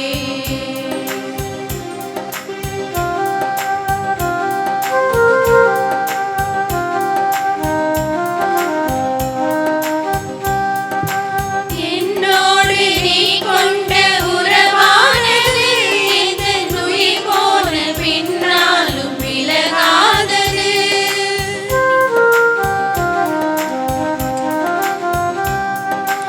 என் மீது நீ கொண்ட அன்பானது அது தினந்தோறும் பலியாக அரங்கேறுது. இறைவா என் இறைவா என் நகம் மாறுமே, இதயம் என் இதயம் உன் அருள் காணுமே. இறையாட்சி சமபந்தி உருவாகுமே, மண்ணில் உருவாகுமே. அன்பில் கனிந்து வந்த அமுதே, சிந்தை மகிழ் உறவே, தந்தை தரும் உணவே. அன்பில் கனிந்து வந்த அமுதே, சிந்தை மகிழ் உறவே, தந்தை தரும் உணவே. உனக்காக நான் ஏங்கி தவித்தேன், எனில் வாழும் உணவாக அழைத்தேன். நீக்கமர நிறைந்து மீண்டு வருவார் என்ற நம்பிக்கையில் நாம் இருக்கும் பொழுது, மீளா உலகுக்கு சென்றுவிட்ட நம்முடைய அருமையான அன்பான அருட்சகோதரி மெஸ்மின் அவர்களின் நினைவேந்தல் நாளில் நான் இப்படி அவர்களை பற்றி பகிர்வேன் என்று கனவிலும் நினைத்து பார்க்கவில்லை. இது இறைவனின் திட்டம், அவ்வளவுதான். அவர் ஒரு உன்னத ஆத்மா, மனிதாபிமானம் மிக்கவர். மறைத்தாலும் தாழம்பூவின் மனம் குறைவதில்லை, நீரில் கரைத்தாலும் தங்கம் கரைவதில்லை, இறைத்தாலும் ஏழ்கடல் வற்றுவதில்லை. அவர் ஒரு சிறுகதை அல்ல, ஒரு காவியம் என்றும் பேசப்படுபவர். அவரது மறைவு செய்து கேட்டு அதிர்ச்சியின் உச்சத்தில் கலங்கி தவித்த பலரை நான் எனது மனக்கண் முன் கண்டேன். ஜோடி கண்கள் பல கோடி கண்களாகி உகுத்த கண்ணீரில்தான் அவர் குளிப்பாட்டப்பட்டிருக்க வேண்டும். அதில் என்னுடையவையும் 2. என்ன ஒரு அற்புதமான மனிதர், என்ன ஒரு பண்பாளர். அவரை நினைத்தாலேயே வியப்பு செய்தி கேட்கும் பொழுதும் அல்லது யாராவது சாதனை புரிந்தார்கள் என்பதை அறிய வரும் பொழுதும் வியப்பால் விரியும் கண்கள், முகத்தில் ஒரு புன்னகை, தலையை மேலும் கீழுமாக மெல்ல அசைத்து அதனை பாராட்டுவது போல் அதனை கேட்டு அவர்கள் தன்னுடைய உணர்ச்சியை வெளிப்படுத்துவதுண்டு. அதே போல நகைச்சுவையை கேட்டால் சிறு பிள்ளையைப் போல விட்டு விட்டு சிரிக்கும் அவருடைய சிரிப்பு எப்போதும் என்னுடைய காதுகளில் ஒலிக்கும். மரணத்துக்கு சிரிக்க தெரியாது, அதனால்தான் அவரது சிரிப்பை திருடி கொண்டு விட்டது போலும். நான் இந்த கல்லூரி வளாகத்தில் பார்த்த நாளிலிருந்து ஓர் அதிசயம் நடமாடுவது போலவே இருக்கும். அவ்வளவு கண்ணியம், அவ்வளவு கட்டுப்பாடு, அவ்வளவு ஒழுக்கம். எப்போதுமே நான் தலைமை இடத்திலிருந்து சற்று ஒதுங்கி இருப்பது என்னுடைய பழக்கம். அதனால் நான் இங்கு பணிபுரிந்து வந்த நாளிலிருந்து ஏறத்தாழ ஒரு 14 ஆண்டுகள் அவரிடம் நான் நெருங்கி பழகியதில்லை, பேசியதில்லை. அவரை ஒரு பிரெஞ்சு ஆசிரியையாக விடுதி காப்பாளராக, அப்போது நானும் விடுதியில் தங்கியிருந்தேன், விடுதி காப்பாளராக, செயலராக பார்த்திருக்கிறேன். ஒரு சில காரியங்களுக்காக சில முறை பேசியிருக்கிறேன், அவ்வளவுதான். ஆனால் எனக்கு ஒரு ஆச்சரியம், எல்லா துறைகளிலும் ஏறத்தாழ 95% குறையாமல் அவருடன் நட்பு கொண்டவர்கள் இருந்தார்கள், தோழியர் இருந்தார்கள், நண்பர்கள் இருந்தார்கள். இது ஒரு அதிசயம்தான். ஏனென்றால் அவர்களுடைய பண்பு அப்படி, எல்லோரிடமும் அவர்கள் பழகும் தன்மை அப்படி.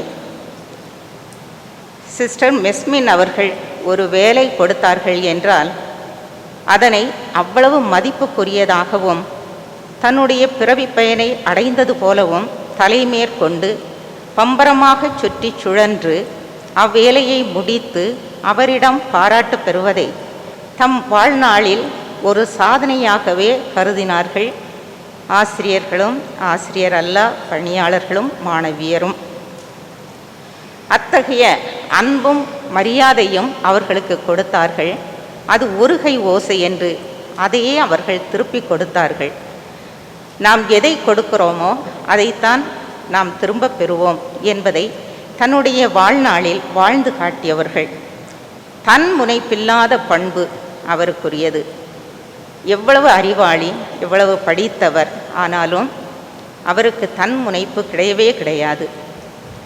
அவருடன் கருத்து வேறுபாடு கொண்டவர்கள் கூட எதிரில் வந்தால் அவர்களை பார்த்து புன்னகைப்பது வழக்கம். அதே போல அப்படி யாருக்காவது கருத்து வேறுபாடு இருந்தால் அவர்களை அழைத்து விளக்கம் சொல்லி அல்லது விளக்கம் கேட்டு அதனை தெளிவுபடுத்தி கொள்ளுகின்ற ஒரு பரந்த மனப்பான்மை அவர்களிடம் இருந்தது. அதனால்தான் அவர் அணுகுவதற்கு மிகவும் எளியவராக இருந்தார். என்னோடுள்ள அவருடன் கூடிய நட்பு மிகவும் பிந்தையது. நான் ஏற்கனவே சொன்னது போல 14 ஆண்டுகள் எனக்கு எந்த தொடர்பும் இல்லை. 1990 நான் நூலகத்திற்கு மிக அதிகமாக வந்து போய் கொண்டிருந்தேன். சிறுவயதிலிருந்தே எனக்கு நூலகம் செல்வது மிகவும் பிடிக்கும். அதே போல கண்டிப்பான பாகுபாடற்ற ஆசிரியர்களையும் எனக்கு பிடிக்கும். நான் நூலகத்திற்கு போகும்போதெல்லாம் அவர்களுடைய கண்டிப்பையும் ஒழுங்கையும் பார்த்து வியந்திருக்கிறேன். அப்படி 90 நான் மிக அதிகமாக சென்றேன் என்று சொன்னேன் அல்லவா? அது எதன் பொருட்டு என்றால், அப்பொழுது யுஜிசியினுடைய நிதி நல்கையோ அல்லது விடுப்போ கிடைக்காத ஒரு சூழலில் குடும்ப பணி, கல்லூரி பணி, அதோடு சேர்த்து ஆய்வு பணி என்று செய்ய வேண்டிய நிர்பந்தத்திற்கு பல ஆசிரியர்கள் உட்பட்டிருந்தோம். அது எங்களுடைய விருப்பம்தான். அந்த நிலையில் கிடைக்கின்ற நேரத்தையெல்லாம் பயன்படுத்துவது என்று நான் நூலகத்திற்கு அதிகமாக சென்று கொண்டிருந்தேன். ஒரு நாள் அவர்கள் என்னை அழைத்து கேட்டார்கள், எப்போது பார்த்தாலும் என்ன எழுதி கொண்டிருக்கிறீர்கள்? ஏனென்றால் நான் ஆய்வுக்கு பதிவு செய்ததே நிறைய பேருக்கு தெரியாது. புத்தகம் எழுதுகிறீர்களா என்று கேட்டார்கள். இல்லை என்று நான் உள்ளதை சொன்னேன். உடனே அவர்கள் சொன்னது, அப்படியானால் அதில் ஒரு பிரதியை நீங்கள் நூலகத்திற்கு தர வேண்டும் என்றார்கள்.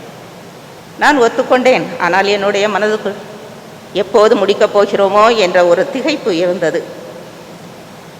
ஆய்வேடு முடிவுக்கு வந்துவிட்டது. 1991 ஒரு நாள் நான் வழக்கமாக அமர்ந்து, எனக்கு பிடித்தமான ஒரு இடம் நூலகத்தில் உண்டு, அங்கு மிக மும்முரமாக பாடத் தயாரிப்பில் ஈடுபட்டு கொண்டிருந்த போது எனக்கு எதிரே உள்ள நாற்காலி நகர்த்தும் சத்தம் கேட்டது. நிமிர்ந்து பார்த்தால் அருட்சகோதரி நிற்கிறார்கள். நான் உடனே திடுக்கிட்டு எழும்ப முயற்சித்தேன். அவர்கள் உட்காரும்படியாக சொன்னார்கள். அப்போது என்னுடைய வயிற்றில் 6 மாத குழந்தை. அவர்கள் மிக தயங்கி எனக்கு ஒரு உதவி செய்வீர்களா என்று கேட்டார்கள். அவர்களிடம்தான் யாரும் என்ன என்றே கேட்க மாட்டார்கள். என்னால் நம்மால் முடிந்ததைத்தான் அவர்கள் சொல்வார்கள். நானும் என்னவென்று கேட்காமல் சரி என்றேன். உங்களுக்கு கஷ்டமாக இருக்காதா என்று கேட்டார்கள். இருக்காது. உடனே அவர்கள் சொன்னார்கள், நூலகத்தில் பழுதுபட்ட நூல்களெல்லாம் மீண்டும் பைன் பண்ணி வரும்போது அந்த நூற்பெயர் வெளியில் தெரியாமல் உள்ளே மறைந்து விட்டது. ஆகவே அதனுடைய குறுக்கு வாட்டில், அதாவது நூல்களை எடுப்பதற்கு வசதியாக அந்த நூல்களின் பெயர்களை வெள்ளை பெயிண்டினால், கூர்மையான தூரிகையினால் எழுத வேண்டும் என்பதுதான் அப்பணி. உடனே ஒத்துக்கொண்டேன். அது எனக்கு மிகவும் பிடித்தமான பணிதான். அவர்களுடைய வலது கை பக்கம் இருக்கின்ற அறைதான் என்னுடைய பணியிடமானது. கிடைக்கின்ற நேரமெல்லாம் அங்கு சென்று எழுதினேன். ஒரு நாளைக்கு 10 புத்தகங்கள் தான் எழுத முடியும். கிட்டத்தட்ட 3 வாரங்கள் ஆயின அந்த பணி முடிவடைவதற்கு. இதுதான் நாங்கள் கொஞ்சம் அதிகமாக பேசிக்கொண்டது என்று சொல்லலாம். அதன் பின் நாளாக நூலகத்திற்கு செல்லும் போதெல்லாம் வணக்கம் சொல்வது, எப்படி இருக்கிறீர்கள் என்று சொல்வது, அதோடு நின்று போனது. ஆனால் எங்களுடைய அந்த உரையாடல் மீண்டும் நிறைய தொடர்ந்தது. எப்படி என்றால், நாங்கள் மாலை வகுப்பு முடிந்து அவரவர் இருப்பிடத்திற்கு செல்லும்போது அந்த நடைப்பயணத்தின் போல்தான் நிறைய பேசிக்கொண்டோம். எல்லாவற்றையும் பேசினோம். அரசியல், சமூகம், சுற்றுப்புறச் சூழல், இயற்கை, நான் எனக்கு பிடித்த திரைப்படங்கள், திரைப்பட காட்சிகள், அடுத்து நான் கல்லூரி விழாவுக்கு எந்த பாடலை நடனத்திற்கு தேர்ந்தெடுத்திருக்கிறேன், எல்லாம் பேசுவேன். குடும்ப நிகழ்வுகளில், இன்ப துன்பங்களில் தன்னுடைய தோழி அருட்சகோதரி ஃபெலிஷியாவோடு ஆத்மார்த்தமாக பங்கு கொண்டிருக்கிறார்கள். அதையும் தாண்டி சில சிக்கல்களை நான் எதிர்கொண்ட போது அவர்கள் கொடுத்த ஆதரவும் ஆறுதலும் அது வார்த்தைகளால் படிக்க இயலாது. அவர்களது பணி நிறைவு காலம் முடிந்த பின்னர் எங்களுக்கு அடிக்கடி பார்த்து கொள்ளும், பேசிக்கொள்ளும் வாய்ப்பு கிடைக்கவில்லை. ஆனால் நான் அடிக்கடி நினைப்பேன், நட்பு என்பது பார்த்தும் பேசிக்கொள்வதும் மட்டுமன்று, அவருடைய தன்மைகளையும் நினைவுகளையும் நினைத்து அவருக்காக வேண்டிக் கொள்வது மிகப்பெரிய காரியம். இதைவிட நட்பில் வேறென்ன இருக்கிறது என்பதுதான் என்னுடைய கேள்வி. என்னுடைய பணி நிறைவின் போது நான் என்னை இந்த கல்லூரியில் மேம்படுத்தியவர்கள், என்னை செதுக்கியவர்களுக்காக சில அறக்கட்டளைகளை நிறுவ வேண்டும் என்று ஆசைப்பட்டேன். அது மிகப்பெரிய ஒரு பெரிய செயல் அல்ல. ஏதோ சிறிய அளவு தொகையில் நான் அதனை தொடங்கினேன். அதை பற்றி நான் அந்த நபர்களிடம் பேசிக்கொள்ளவும் இல்லை. ஏனென்றால் அது ஒரு பெரிய விஷயமாகவே நான் நினைத்து கொள்ளவும் இல்லை. ஆனால் அந்த ஆண்டு கல்லூரி மலரில் முதல்வர் அறிக்கையில் அந்த பகுதி வெளியான போது அவர்கள் அதை வாசித்திருக்கிறார்கள். 2 நாட்கள் கழித்து எனக்கு ஒரு நன்றி அட்டையில் சுருக்கமாக ஒரு நன்றி எழுதியிருந்தார்கள். அதனுடைய சாராம்சம், நான் இதை நினைத்தே பார்க்கவில்லை என்று மிகவும் நெகிழ்ந்து எழுதியிருந்தார்கள். எனக்கு ஆச்சரியமாக இருந்தது, இது அவ்வளவு பெரிய விஷயம் இல்லையே என்று. நானும் பதில் எழுதினேன். அந்த பதிலினுடைய சாராம்சம், மைய கருத்து இதுதான்: நட்புக்கு ஒலி இல்லை, அவ்வளவுதான். அதன் பின்னர் எங்களுடைய பேச்செல்லாம் அவருடைய பிறந்த நாள் அன்று வாழ்த்துவது, திருச்சிலுவை திருநாளில் நேரில் பார்க்கும்போது வாழ்த்துவது, இடையில் எங்காவது ஒரு சூழலில் சந்திக்க நேர்ந்தால் 1-2 நிமிடங்கள் பேசுவது, அவ்வளவுதான். சென்ற வருடமும் இந்த வருடமும் மட்டும் நான் அவருக்கு பிறந்த நாள் வாழ்த்து குறுஞ்செய்தியாக அனுப்பினேன். முதலில் என்னுடைய எண் மாறி இருந்ததால் அவர்களுக்கு கண்டுபிடிக்க இயலவில்லை. மிக அழகான தாய்மொழியில் எழுதியிருக்கிறது, யார் என்று புரியவில்லை அப்படின்னு போட்டிருந்தாங்க. நான் பதில் அனுப்பினேன். அப்போது ஒரு நீண்ட நன்றியை ஒரு சுருக்கமான முறையிலும் சற்று விரிவாகவும் அவர்கள் பதிவிட்டிருந்தார்கள். அடுத்த ஆண்டு, அதுதான் இந்த வருடம், செப்டம்பர் 19 அவர்களுக்கு ஒரு பிறந்த நாள் வாழ்த்து அனுப்பியிருந்தேன். என்ன நினைத்தார்களோ தெரியவில்லை, அதில் முன் வருடங்களில் செய்த சில முக்கியமான நிகழ்வுகளை பதிவிட்டு நீண்ட நன்றி சொல்லியிருந்தார்கள். சொல்ல வேண்டியதெல்லாம் அப்போதே சொல்லிவிட்டார்கள் என்று இப்போதுதான் புரிகிறது. அடுத்த நாள் நான் அதற்கு பதில் அனுப்பினேன். அக்டோபர் 19 ஒரு பாடல் யாரோ அவர்களுக்கு ஃபார்வர்ட் செய்திருக்கிறார்கள். அது தமிழ் மொழி பற்றிய பாடல் என்பதனால் அதனை எனக்கு அனுப்பியிருந்தார்கள். அதை பார்த்த உடனேயே நான் அவர்களுக்கு இந்த பாடல் ஒரு படத்தில் இடம்பெற்றது, அந்த படம் ஒரு வங்காள மொழி நாவலிலிருந்து எடுக்கப்பட்டது, சில குறிப்புகள் கொடுத்திருந்தேன். இதெல்லாம் தெரிந்திருக்கிறதே என்று அவர்கள் வியந்தார்கள். நவம்பர் 1ஆம் தேதி அவர்கள் நான் தான் முதலில் ஒரு செய்தி அனுப்பியிருந்தேன். கோட்டாரில் ஒரு 120 ஆண்டுகள் பழமையான ஒரு பங்களாவின் கலை வேலைப்பாடுகள், மர வேலைப்பாடுகள், அதனை நான் புகைப்படம் எடுத்திருந்தேன். அதை அனுப்பி வைத்து அதற்கு விளக்கம் கொடுத்திருந்தேன். அதை பார்த்துவிட்டு அவர்கள் சொன்னார்கள், பதிவிட்டிருந்தார்கள், உங்களுக்கு நிறைய இந்த மாதிரியெல்லாம் ஈடுபாடு இருக்கிறது என்று அந்த செய்தி வந்தது. ஒரு 5 நிமிடம் கழித்து மறுபடியும் ஒரு செய்தி ஒற்றை வரியில், நான் ஒன்றை மறந்துவிட்டேன், உங்களுக்கு இலக்கியத்தினுடனும் நூல்களுடனும் தான் அதிகம் ஈடுபாடு இருக்கிறதே, அதை குறிப்பிட மறந்துவிட்டேன் என்று குறித்திருந்தார்கள். அதுதான் கடைசியாக அவர்கள் அனுப்பியது. இதில் ஒரு ஒற்றுமை என்னவென்றால், நூலிலிருந்து தான் எங்களுடைய நட்பு ஆரம்பித்தது. அதே போல அவர்கள் சொன்ன கடைசி பதமும் நூலில்தான் முடிந்தது. அவர்கள் ஏற்கனவே சொன்னது போல அவர்களுடைய நினைவுகள் என்றும் இருக்கும். உலகம் ஒவ்வொருவராக வழி அனுப்பி கொண்டுதான் இருக்கிறது. ஆனால் ஒருவரின் ஆயுள் என்பது அவர் மண்ணில் எவ்வளவு நாள் வாழ்ந்தார் என்பதல்ல, அவர் மக்களின் மனங்களில் எவ்வளவு நாட்கள் இடம் பிடித்தார் என்பதுதான். அப்படி நினைக்கப்படுவதற்கு அவரிடம் எல்லா தகுதிகளும் இருந்தன. பல விழுமியங்களை அவர் கொண்டிருந்தார். அவருடைய சில விழுமியங்களை நாம் எடுத்து பார்க்கும்போது நிச்சயமாக அவை நாம் பின்பற்ற வேண்டியவைதான். மனந்திறந்து பாராட்டும் தன்மை, திறனறிந்து பொறுப்பு கொடுக்கின்ற ஒரு தன்மை, கடமை, கண்ணியம், கட்டுப்பாடோடு ஒழுங்கு, தூய்மை எல்லாமே அவரிடம் இருந்தது.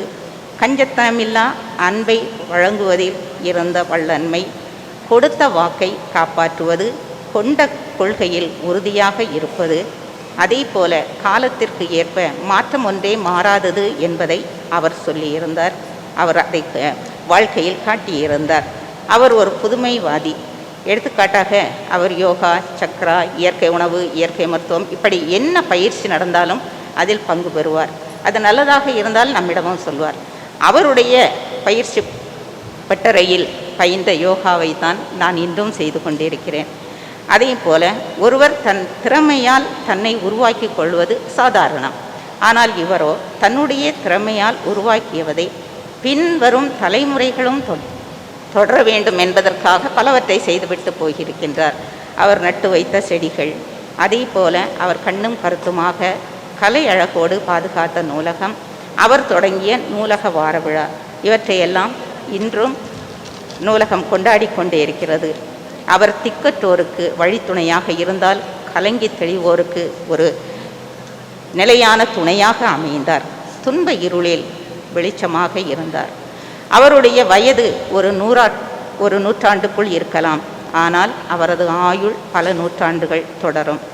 அவர் கால் பதித்த காலடி சுவடுகள் இந்த வளாகத்தில் மறைந்து போகலாம், ஆனால் காலச்சுவடு மறையாது. அவரை கொண்டாடுவோம். நீங்கள் ஏதாவது ஒரு நல்ல காரியம் செய்ய வேண்டும் என்று நினைத்தால் நூலகத்திற்கு அவருடைய பெயரால் நிறைய புத்தகங்களை கொடுங்கள். நன்றி. அருள் சகோதரி மெஸ்மின் அவர்களிடம் நான் கண்டு வியந்த உயர் பண்புகளை நினைவு கூர்ந்து எடுத்துரைக்க கிடைத்த வாய்ப்பிற்காக நன்றியை தெரிவித்துக் கொள்கிறேன். 1978ஆம் ஆண்டு நான் இந்த திருச்சிலுவை கல்லூரி அலுவலகத்தில் பணிக்கு சேர்ந்தபோது சகோதரி அவர்கள் துணை முதல்வராக பொறுப்பேற்றிருந்தார்கள். நான் ஒரு சிறு கிராமத்திலிருந்து தான் வந்திருந்தேன். அதனால் எனக்கு இந்த அருள் சகோதரிகளை பற்றியோ அவங்கள்ட்ட எப்படி பேசணும், எப்படி பழகணும், அதெல்லாம் எனக்கு தெரியாது. நான் எப்பவும் ஒரு பயத்தோடு தான் பரிமாறிக்கிட்டு இருந்தேன். நாங்கள் இருந்தது, எனக்கு கிடத்திருந்த வேலை டைப் அடிக்கிறது. நான் இருந்தது ஹாஸ்டலில். சகோதரிக்கு காலமும் கடமையும் இரு கண்கள் போல. அவங்க என்றைக்குமே அலுவலகத்துக்கு முதல் ஆளாக வந்துடுவாங்க. வந்து அவங்க பணியை தொடங்குவாங்க. எங்களிடம் அன்பாகவும் அதே டைமில் எங்களை கண்ணியமாகவும் நடத்துவாங்க. எப்போவாது டைப் அடிக்க கொண்டு தருவாங்க. நான் அதை வாங்கி பார்த்தா அவங்க எழுத்து அச்சில் கோர்த்தது போல் இருக்கும். அப்படியே புரிஞ்சு டைப் அடிச்சிடலாம். அதில் நமக்கு ஒரு கஷ்டம் இருக்காது. சுலபமாக அடித்து கொண்டு கொடுப்போம். கொடுக்கும்போது நன்றி அப்படின்வாங்க. கடமையை தானே செய்தோம், எதுக்கு நன்றி சொல்கிறாங்க அப்படின்னு ஒரு நெகிழ்ச்சியாக இருக்கும். அவங்க குறை நிறைகளை நேரடியாக சொல்லும் நேர்மையாளரும், குறைகளை திருத்தி நிறைகளை பாராட்டக்கூடிய பண்பாளர்களுமாக இருந்தார்கள். நாங்கள் அலுவலகத்திலும் பக்கத்து வழியில் ஹாஸ்டல் போகக்கூடிய வழி, அதுக்கு அடுத்த அறையில் தான் அவங்க ஃப்ரெஞ்சு பாடம் எடுப்பாங்க. நான் எப்போவாவது அந்த வழியாட்டு போகும்போது, நமக்கு பிரெஞ்சு தெரியாது, தெரியாமல் இருந்தாலும் அந்த குரலுக்கு ஒரு இனிமை, அதில் ஒரு 2 நிமிஷமாவது நின்று கேட்டுட்டு போவேன். அந்த குரலுக்கு அழகு, அந்த குரலுக்கு கேட்கறதுக்கு அப்படி இருக்கும். அதே போல் அவங்க திருப்பலியில் தனது இனிய குரல்னால் பாடி பக்தியை ஊட்டுவதோட எங்கள் எல்லாரையும் பாடகர் குழுவில் இணைந்து பாடும் வாய்ப்பையும் தந்தாங்க. இந்த பாடகர் குழுன்னு சொல்லும்போது நிறைய காரியங்கள் உண்டு. நான் ஒன்று மட்டும் உங்களுக்கு சொல்லுகிறேன். இங்கே திங்களும் வியாழனும் ஆங்கில திருப்பலி நடைபெறும். நாங்கள் அலுவலக பணியாளர்கள் நல்லா ஹாஸ்டலில் மூடிக்கிட்டு தூங்குவோம். ஒரு நாள் கேட்டாங்க, என்ன குட்டிங்களா? எங்களை அவங்க அந்த குட்டிங்களான்னு அன்பாக கூப்பிடுவாங்க. அப்படியே ஒரு அம்மா பாசத்தில் இருக்கும். என்ன குட்டிங்களா? கோயிலில் சத்தத்தையே காணோம் அப்படின்னு சொன்னாங்க. சிஸ்டர், இன்னைக்கு திங்கக்கிழமை இல்லா? திங்கக்கிழமைன்னா என்ன? இன்னைக்கு இங்கிலீஷ் மாஸ் சிஸ்டர். ஓ, இங்கிலீஷ் மாசு இந்த பிள்ளைங்க படிக்கிறதுக்கு பயப்படுறாங்க அப்படின்ட்டு அன்னையிலேருந்து எங்களுக்கு இங்கிலீஷ் பாட்டு படித்து தந்தாங்க. எவ்வளோ தடவை கேட்டாலும் சொல்லி தருவாங்க, சலிப்பு இல்லாமல் சொல்லி தருவாங்க. எப்படி எங்களுக்கு பண்ணினாங்கன்னா, நாங்கள் தனியாக நின்று பாடக்கூடிய திறமையை எங்களுக்கு தந்துருந்தாங்க. இங்கிலீஷ் மாசு நடக்கும்போது நாங்கள் தனியாக நின்று பாடக்கூடிய திறமையை எங்களுக்கு வளர்த்து விட்டாங்க. அப்புறமா இந்த நூலகராக இருக்கும்போது என்ன சொல்லுவாங்கன்னா, ஆசிரியர்களும் மாணவிகளும் மட்டும் படித்தா போதாது, அலுவலக பணியாளர்களும் கண்டிப்பாக படிக்கணும். எங்களுக்கு ஒரு டைம் ஒதுக்கி அந்த டைமில் நீங்கள் புக் எடுத்து எல்லாரும் படிக்கணும் அப்படின்னு எங்களுக்கு இந்த ஊக்கப்படுத்தி வாசிப்பை நேசிக்க கற்றுக் கொடுத்தார்கள். அப்புறமா அவங்கள்ட்ட ஒரு மேட்டிமையான சிந்தனை உண்டு. ஒரு தடவை என்னைய கூப்பிட்டு சொன்னாங்க, செல்வராணி, மகா +2 முடிச்சிட்டாள்ல, என்ன பண்ண போகிற? சிஸ்டர், ஏதாவது ஒரு சின்ன படிப்பு படித்து ஏதாவது ஒரு சின்ன வேலைக்கு அவள் ஏறும்படியாட்டு செய்யணும் சிஸ்டர்.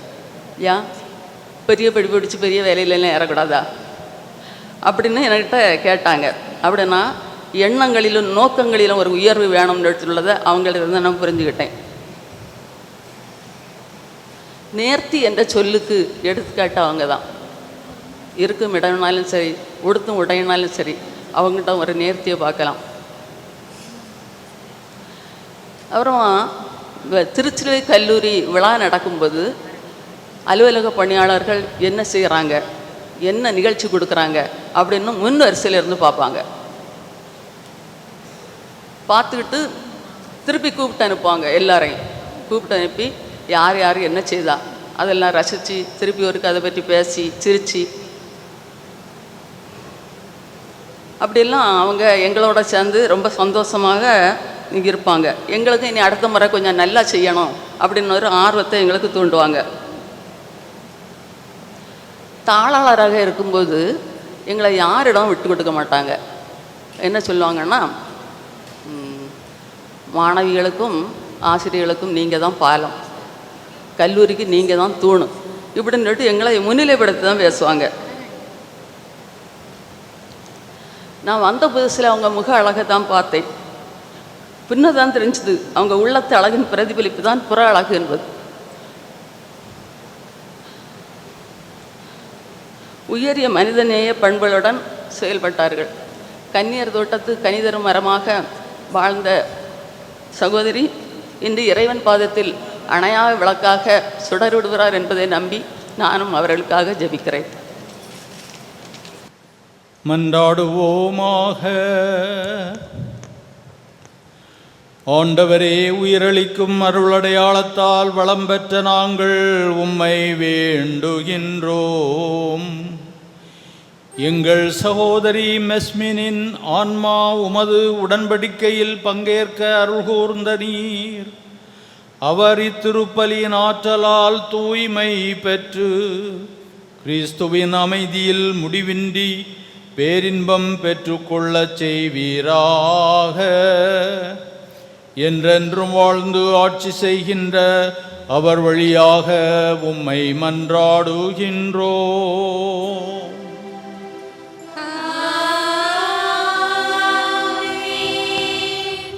அவர்களே, எல்லோருக்கும் நன்றி, எல்லாவற்றுக்கும் நன்றி.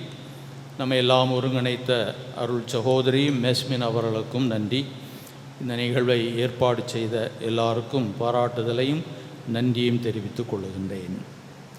ஆண்டவர் உங்களோடு இருப்பாராக.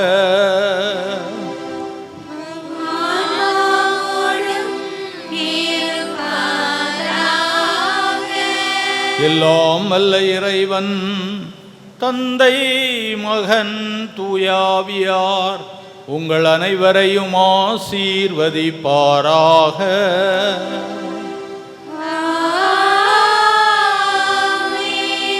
அன்பு செய்து வாழ சென்று வாருங்கள். திருப்பலி நிறைவேறிற்று.